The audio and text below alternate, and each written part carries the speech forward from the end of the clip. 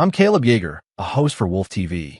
To get a real pulse on how young people today feel about commitment, the network planned a live, on-the-street interview show, Why Are You Single?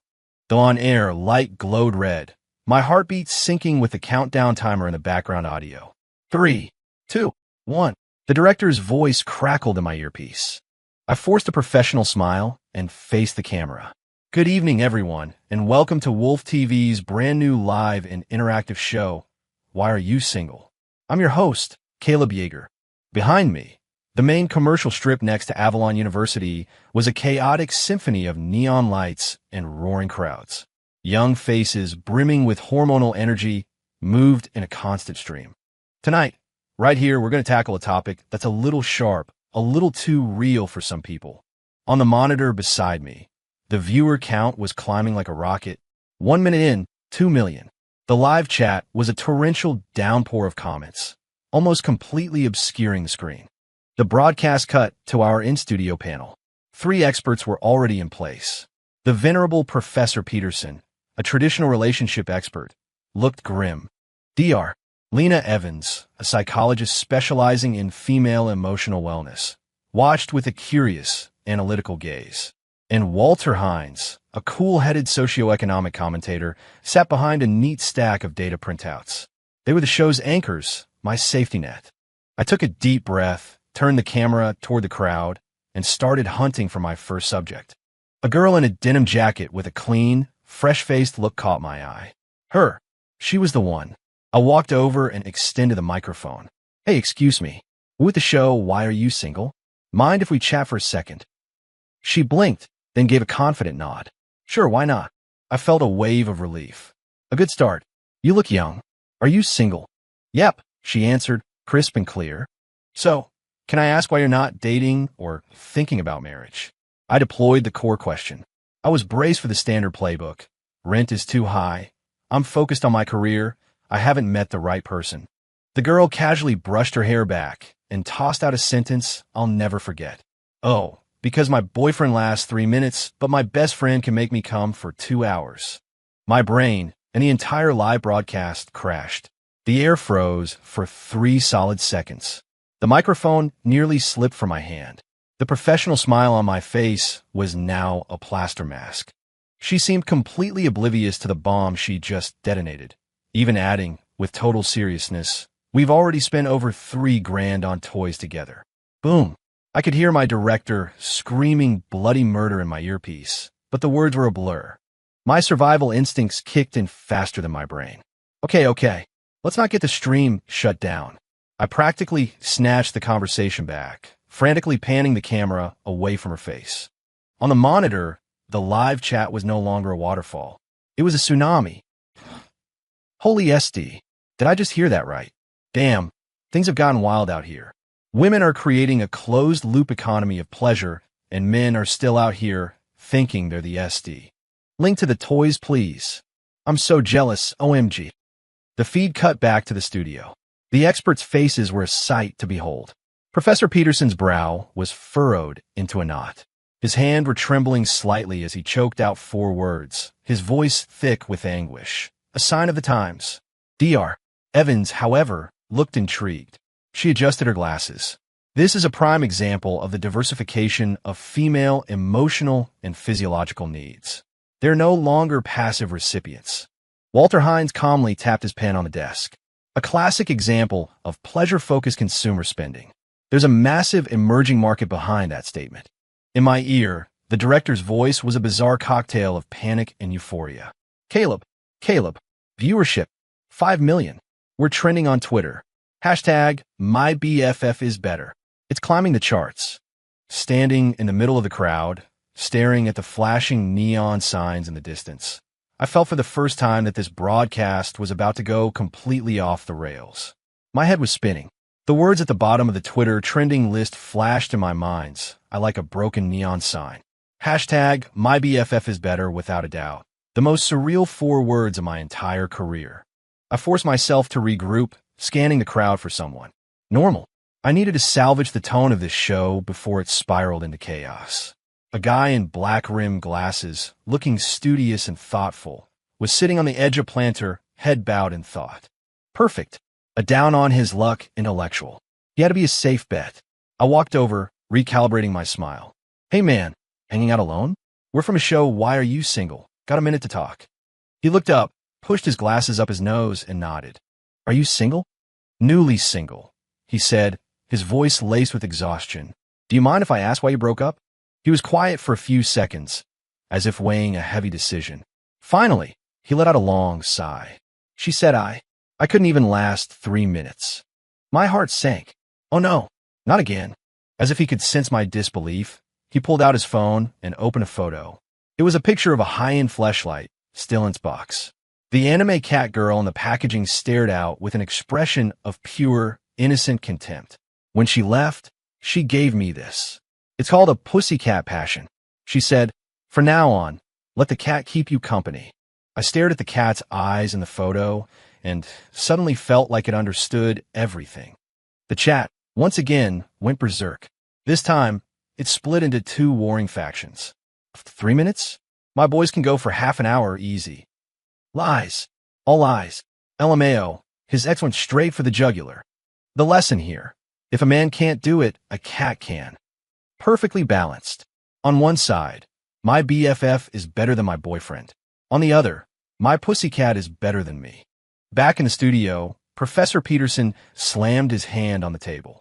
A complete lack of responsibility. This is a disease among modern men. They can't even satisfy their own partners. But Dr. Evans shook her head. I disagree, Professor. This looks more like immense societal pressure manifesting as performance anxiety, striking at the most fragile part of the male ego. I didn't have time to process that. I just needed to get the show back on track. I spotted a woman in a sharp business suit, radiating competence. Hi, excuse me, She cut me off. I know, the Wolf TV show. I'm watching. So, what are your thoughts on marriage? I asked, jumping at the chance. Not for me, she said, her tone absolute. I don't want to have kids. Oh, so you're child-free by choice. Not exactly, she said with stark honesty. First, the cost of raising a child is insane.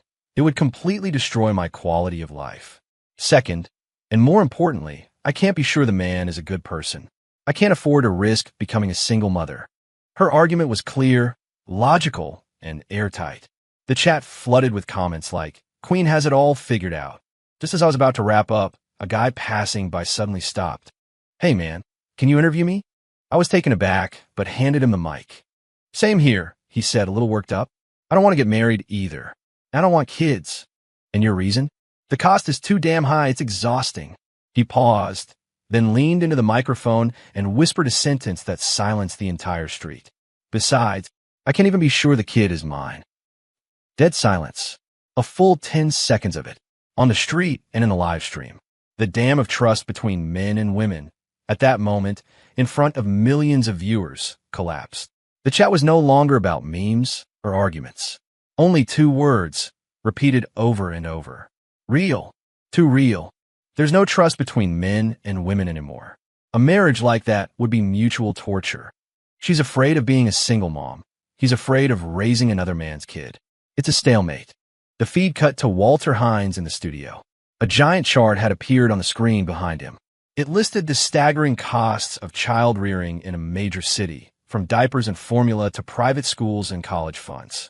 Every number was suffocating. Dr. Evans's expression was more serious than I'd ever seen it. She cut straight to the point. When marriage can no longer provide emotional and financial certainty, having a child becomes a high-stakes gamble that neither side can afford to lose. In my earpiece, the director's voice was shaking with excitement. Caleb, 8 million. We've broken 8 million viewers. New trending topic. Hashtag marriage uncertainty. It's already in the top 10. I stood on that busy street, a cold dread washing over me. It felt like we hadn't just opened a conversation. We had opened Pandora's box. I took a deep breath. The air, a mix of food truck aromas and a cool night breeze, did nothing to quell the fire in my gut. 8 million viewers. The number felt like a physical weight on my shoulders. My eyes scanned the crowd, locking onto a new target. A woman in an impeccably tailored black suit and 4-inch heels. She had just hung up her phone, her brow etched with a look of impatience and ruthless efficiency. I approached her, mic in hand. "Hi, what's your take on marriage?" She glanced at me, her red lips parting slightly. Her voice was like ice. "Men only slow down the speed at which I make money." One sentence. No explanation needed. It dripped with undeniable power. Before I could even react, she turned and walked away, the sharp click-clack of her heels on the pavement sounding like the beat of a war drum. The live stream erupted. "Now, that is a badass. I declare her the winner of tonight's show. A queen builds her empire. She doesn't need a king." In the studio, Dr. Evans's eyes were shining. She practically jumped in to say, "This is a classic manifestation of female self-actualization. Their value is no longer defined by or dependent on marriage." I pushed down my own shock and kept searching. A well-dressed young man was leaning against a Porsche, scrolling through his phone. I walked up and repeated my question. He looked at me, then at the camera behind me, and smirked. "I have a girlfriend. We have a great relationship." My heart leaped. Finally, some positivity? "But we're not getting married," he added, turning on a dime. "Why not?" "I'm afraid she's after my family's money," he said, completely unfazed. "A buddy of mine, he put her name on the deed before they got married. The divorce cost him half of everything. He's still paying off the debt." The second he finished, a girl who had been watching from the sidelines suddenly burst out laughing. I instinctively turned the mic to her. "What's so funny?" The girl crossed her arms, her eyes dripping with sarcasm. "Nothing. It's just, what a coincidence. I'm not getting married either. I'm afraid the guy is after my family's money." She looked straight into the camera and said, word by word, "A good friend of mine got completely played by some grifter from the wrong side of the tracks. The condo her parents bought them as a wedding gift, he secretly took out a second mortgage on it. Now her whole family is living in a rental." The air froze solid. Again, if the previous interviews were about a breakdown of trust, this was about cold, hard, human calculation. The same script played by both sides. The chat went completely off the hook. WTF? Is this a mirror universe? Is getting married just signing a high-stakes financial contract now? Is this some new kind of defensive training against marriage fraud? It used to be about finding love. Now it's about avoiding scams. The barrier to entry is getting insane. In the studio, Walter Hines had a new chart up. It showed the growth curve for romance scams and marital property disputes in recent years. The red line was nearly vertical. Professor Peterson, pale with fury, pointed at the screen. "Schemes. It's all schemes and calculations. There's no sincerity. How can a relationship like that possibly last?" I stood on the street, looking at all the young, vibrant faces, and I suddenly realized that modern marriage might no longer be a temple of love. It had become a cold battlefield of human calculation, a high-stakes game of financial chess. In my earpiece, the director's voice trembled with pure adrenaline. "Caleb, 15 million. Every major news outlet in the country is sending push notifications about our stream." A headline from one of them flashed on my monitor. "Wolf TV's live show, Why Are You Single? Tears the last shred of decency from modern love."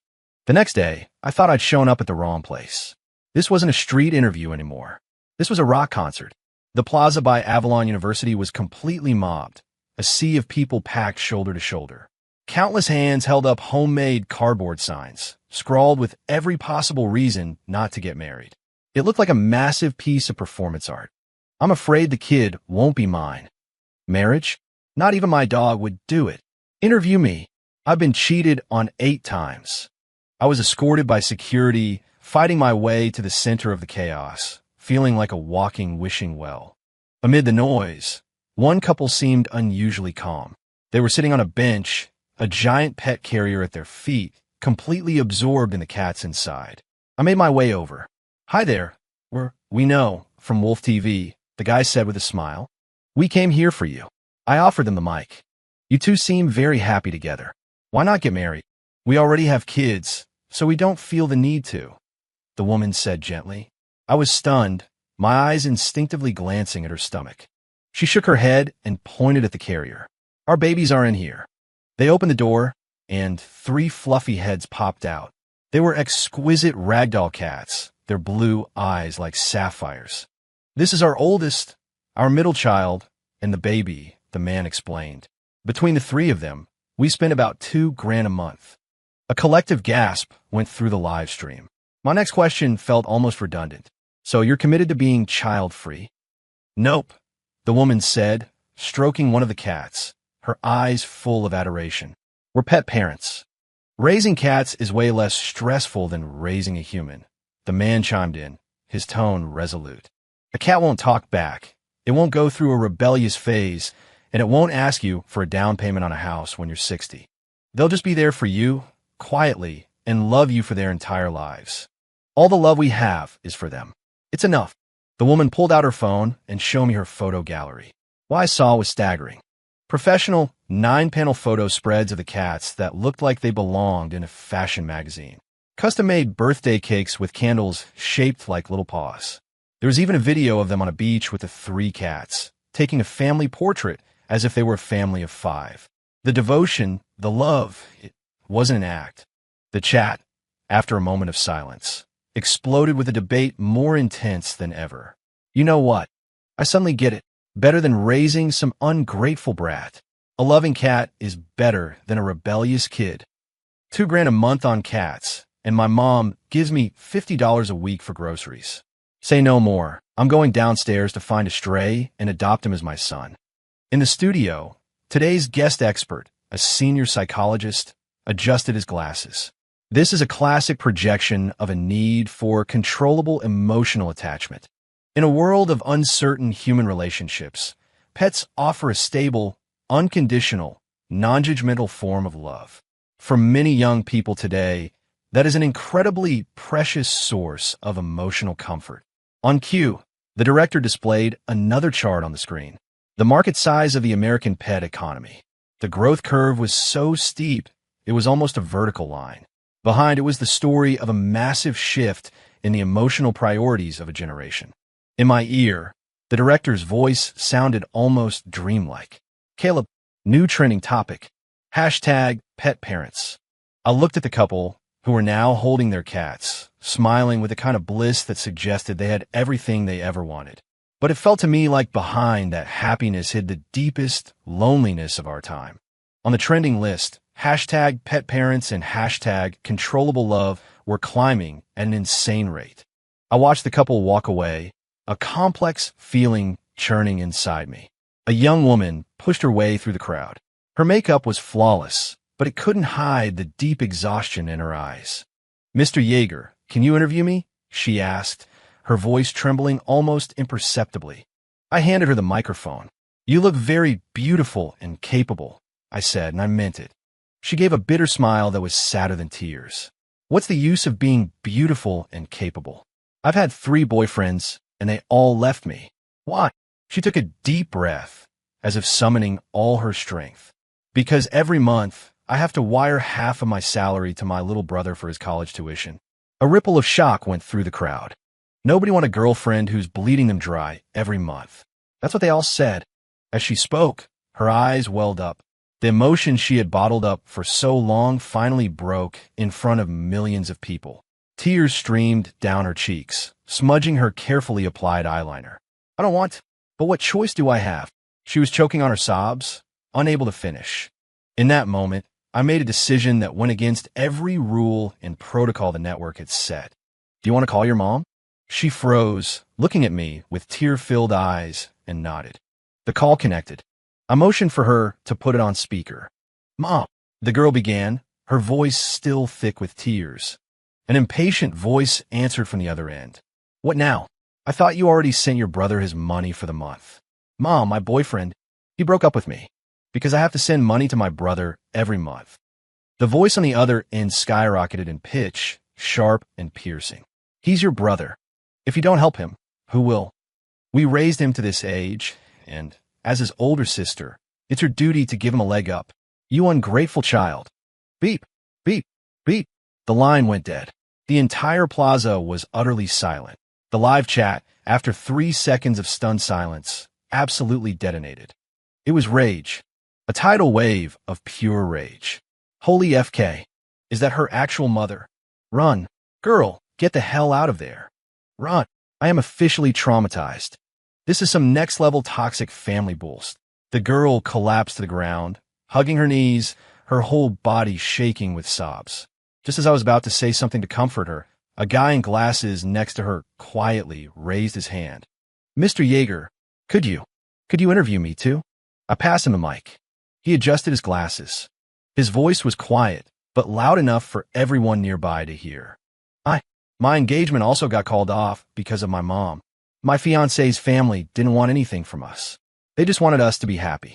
But my mom insisted the wedding venue was too cheap, that she'd lose face in front of her friends. She insisted the appliances my fiancé bought weren't brand name, that they'd break down in a year.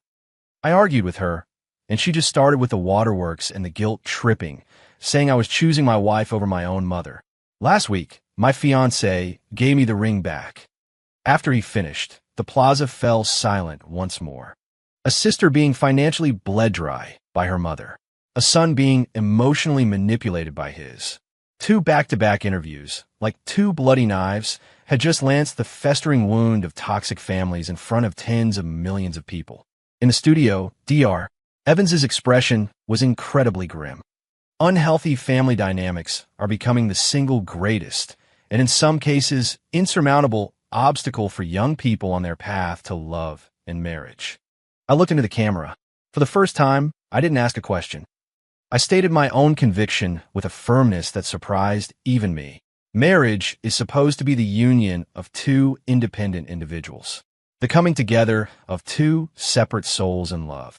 It is not supposed to be a license for 2 families to endlessly exploit and control another young life.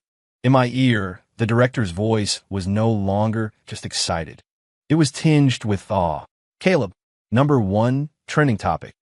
#escape the family." In the live chat, countless comments, written in blood and tears, began to pour in as everyone started sharing their own stories. Tonight, we had torn open the deepest scar of our generation. The #escape the family hashtag spread like wildfire across the internet. The atmosphere on the ground was heavy, thick with the echoes of the crying girl and the sighing mama's boy. Every face in the crowd wore a similar expression of exhaustion and anger. Just then, a woman in a black power suit, radiating an air of crisp professionalism, cut through the crowd and walked directly toward me. She wasn't holding a sign. Her expression wasn't emotional. Her gaze was as cool and precise as a surgeon's scalpel. "Mr. Yeager, I'd like you to interview me." Her voice wasn't loud, but it had a penetrating quality that commanded attention. I handed her the microphone. "I'm a divorce attorney. I've been practicing for 10 years. One sentence, and the plaza fell silent. The live chat, too, slowed to a crawl. Everyone knew that what was coming next wasn't just a story. It was reality. I will share 2 cases I've handled. She faced the camera. Her tone is flat, as if she were reading a deposition. Case 1. The wife was a stay-at-home mom.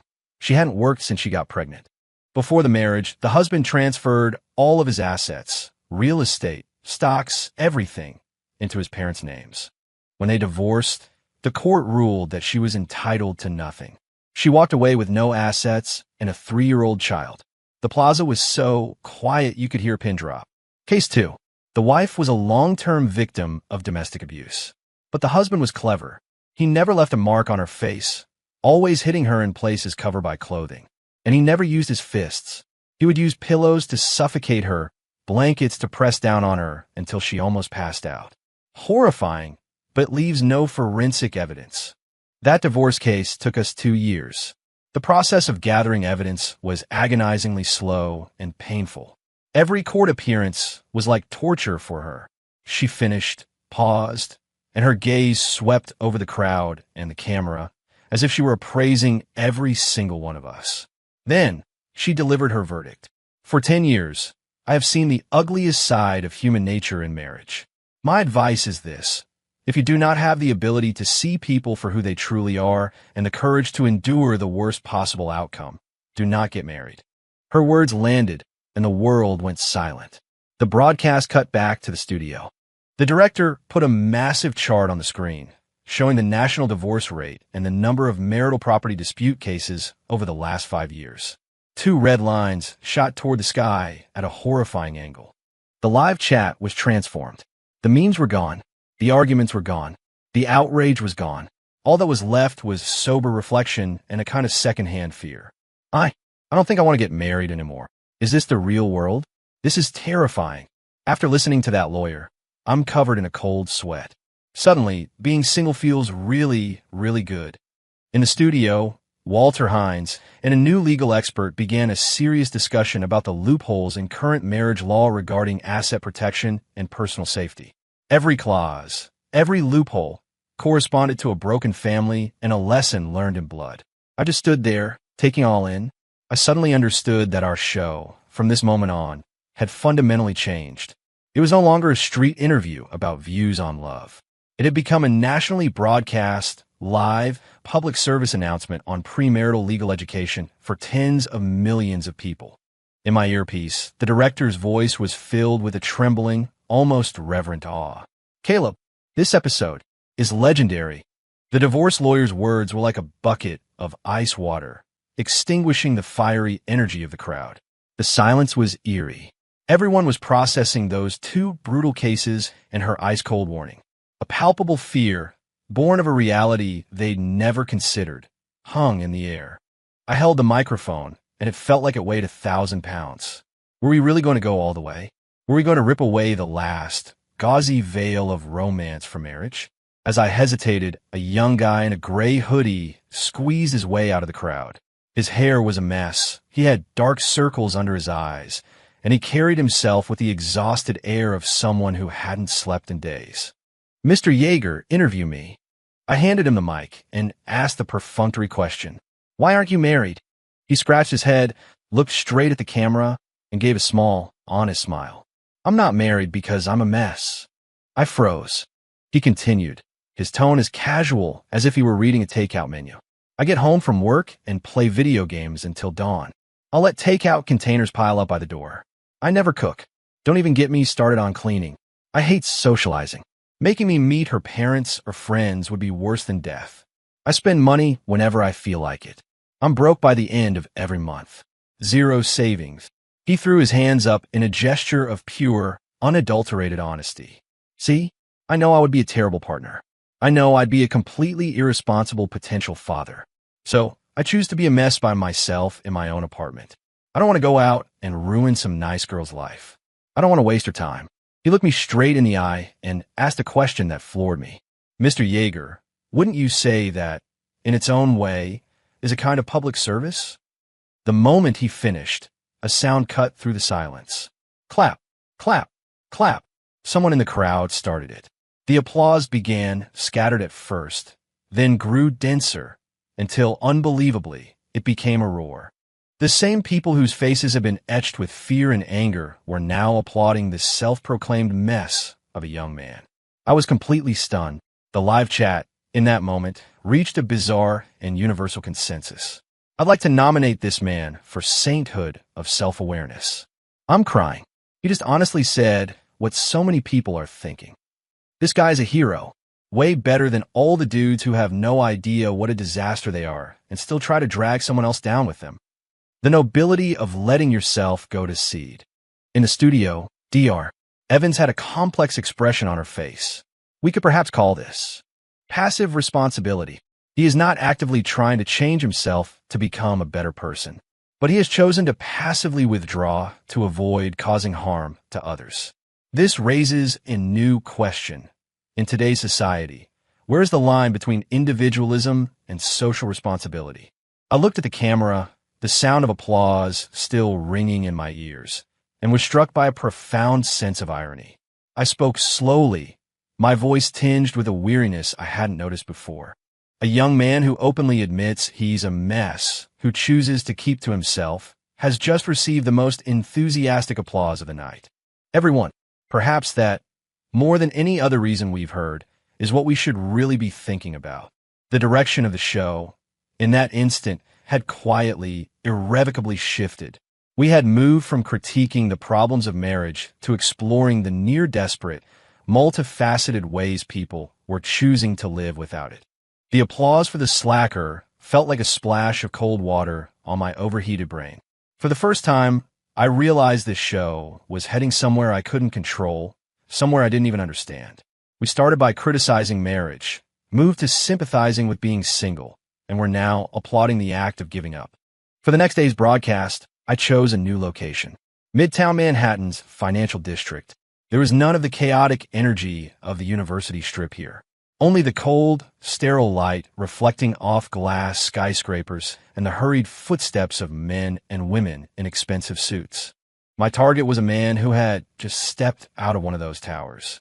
The Patek Philippe on his wrist glinted in the sun.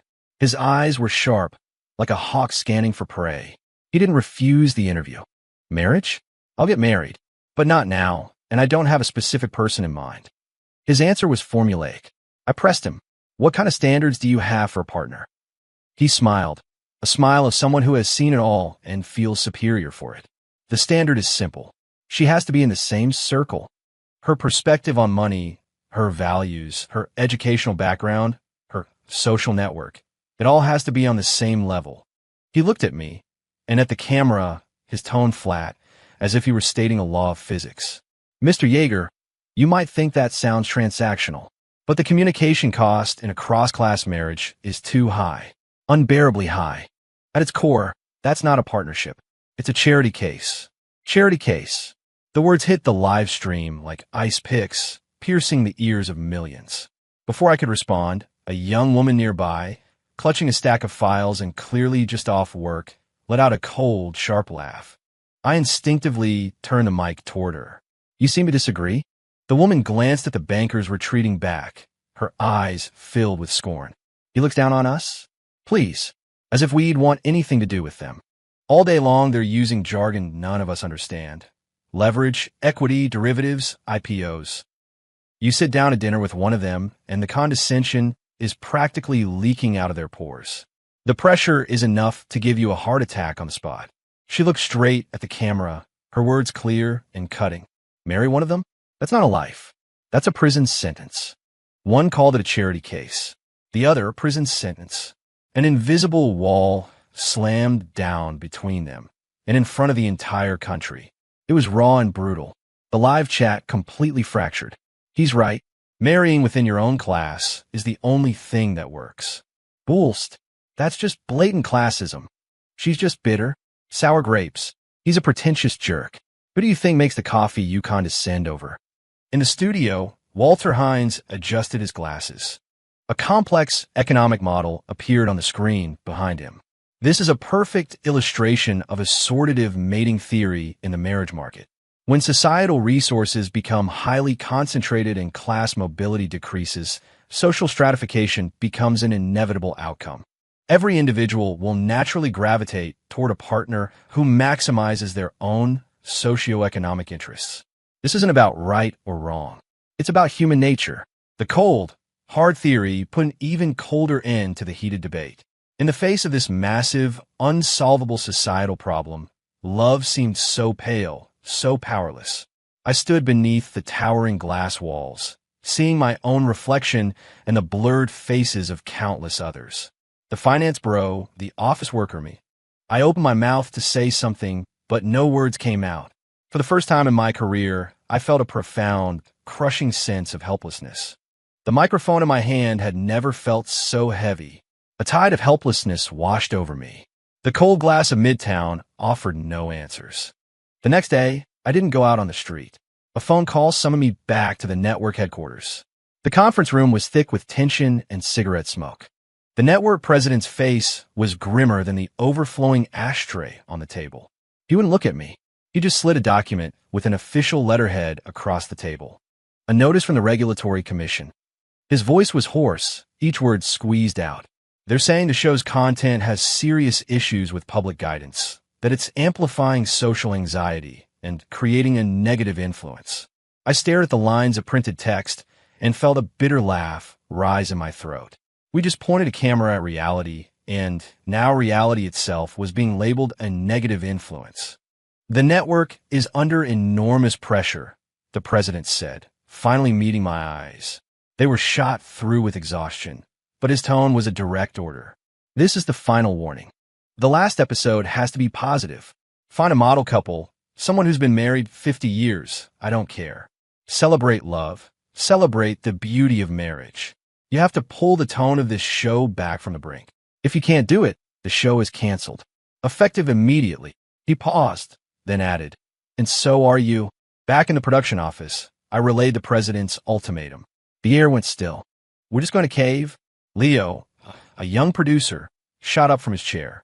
Caleb, we're a cultural phenomenon. The viewers are on our side.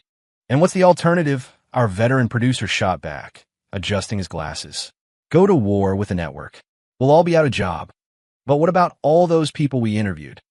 The girl being bled dry by her family. The young people terrified of marriage.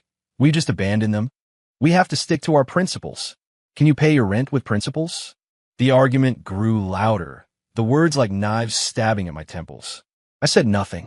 I walked out of the office and locked myself in an editing bay. I pulled up all the footage from the show. Face after face flashed across the screen. The girl who said, "My BFF is better," her expression a mix of playful defiance and raw honesty. The young man who admitted he was a mess, his eyes holding a kind of clear-eyed integrity. The beautiful young professional, her perfect makeup ruined by tears as she talked about her family's demands. The cold, pragmatic divorce lawyer, laying out the ugly truths of human nature. They were real. The pain was real. The helplessness was real. And the brutal self-awareness was real. And now, I was supposed to paper over all of it with some fake, sanitized vision of happily ever after. Just then, my phone buzzed, a sharp intrusion into the silence. An unknown number. I answered, my voice flat. "Hello." A familiar, yet distant, female voice came through, tinged with a smile. "Mr. Yeager, do you remember me? The one who made the toy industry very happy." I sat bolt upright. It was her, the girl from the very first interview. After my clip went viral, she said, her tone surprisingly calm, "A lot of people sent me hate messages. Vicious stuff. But way more people sent me just 2 words. Thank you. They said, thank you for saying what we've all been thinking, but we're too afraid to say." They said they felt like they weren't alone anymore. She laughed, a sound that carried a strange power through the phone line. "Mr. Yeager, what you're doing is important. Don't stop." She hung up. The editing bay was silent again. I stared at the frozen faces on the screen, and my eyes started to burn. That was it. That was true, positive energy. It wasn't about singing praises or sugarcoating reality. It was about letting people who felt lost in the dark see each other, letting them know they weren't alone. I stood up, pushed open the door of the editing bay, and to the stunned silence of my entire team, walked straight to the network president's office. I knocked and entered, looking him straight in his exhausted eyes. "Sir," I said, "for the final episode, I will give you, and our audience, the most positive ending possible."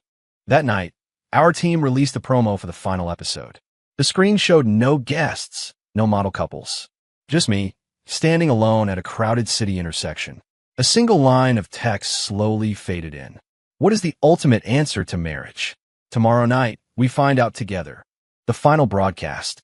On the monitor, the live viewer count blew past 40 million and was heading toward 50. A terrifying number, one that would go down in Wolf TV history. The entire country was watching, waiting to see how I, or rather, the network, would clean up this mess. But when the live feed came on, everyone was confused. There was no crowded plaza, no eager audience, no panel of experts, not even a production van. Just me and a single camera. I was standing in the middle of a vast, empty intersection. The night wind was cold, whipping at the hem of my coat. In the distance, the flow of traffic was a silent, golden river. The immense neon glow of the city blurred behind me into a hazy galaxy. I didn't look for anyone to interview. I just looked at the camera, at that small piece of glass that connected me to 50 million people. And then I began to speak. Someone told me her best friend could give her a kind of pleasure her partner never could. Someone told me he couldn't even last 3 minutes, and his ex-girlfriend gave him a sex toy and told him to have fun with that instead. I met a sharp CEO who said men only slow down the speed at which she makes money. I met a couple who would rather spend $2,000 a month on 3 cats than ever get married. I saw a beautiful young woman break down and sob on camera because she has to give half her salary to her brother, and no man will have her. I saw a man whose engagement was destroyed by his own mother because she said, "My friends won't be impressed." A divorce lawyer used the most brutal cases from her 10-year career to warn us that if you can't see the darkness in people, you should never get married. A young man freely admitted he's a mess and said that choosing to stay home and not ruin someone's life was his form of public service. And for that, an entire crowd gave him a standing ovation.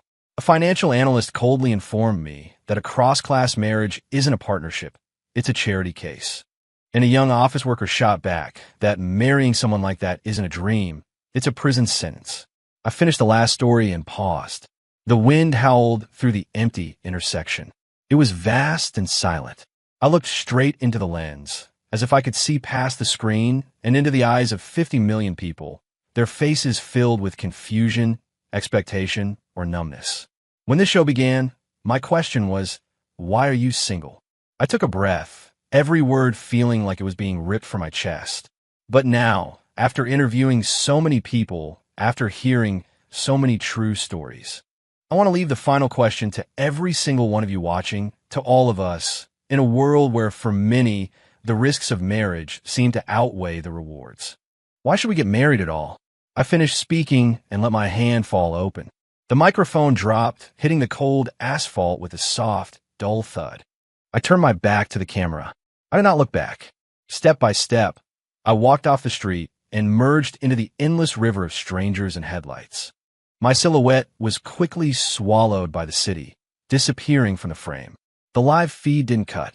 The camera remained fixed on the lone microphone, abandoned in the middle of the road. The chat, after a full 10 seconds of dead silence, exploded. It was a tsunami unlike any before. This time, there were no memes, no arguments, no anger. For love. What other reason is there? To split the bills? I don't know. I honestly don't know anymore. So that when I'm old, there's someone there to sign the consent form for my surgery. To make my parents happy. I think I'll just stay single, thanks. Because of him, the idiot's been waiting for me for years to afford rent. So I won't be lonely. Tens of thousands of heartfelt answers, a silent, scrolling ocean, filled the screen. They were all contradictory and all profoundly true. In the shot, cars and people continued to pass, their lives intersecting for a brief moment in the frame. The microphone lay there, a silent question mark for which there was no single answer. The ocean of comments from millions of anonymous souls became the show's final word. There was no standard answer. There were only 50 million messy, heartbreaking, and beautiful individual choices. Our show, in that silent, collective moment of reflection, came to an end. And after that, it became a legend.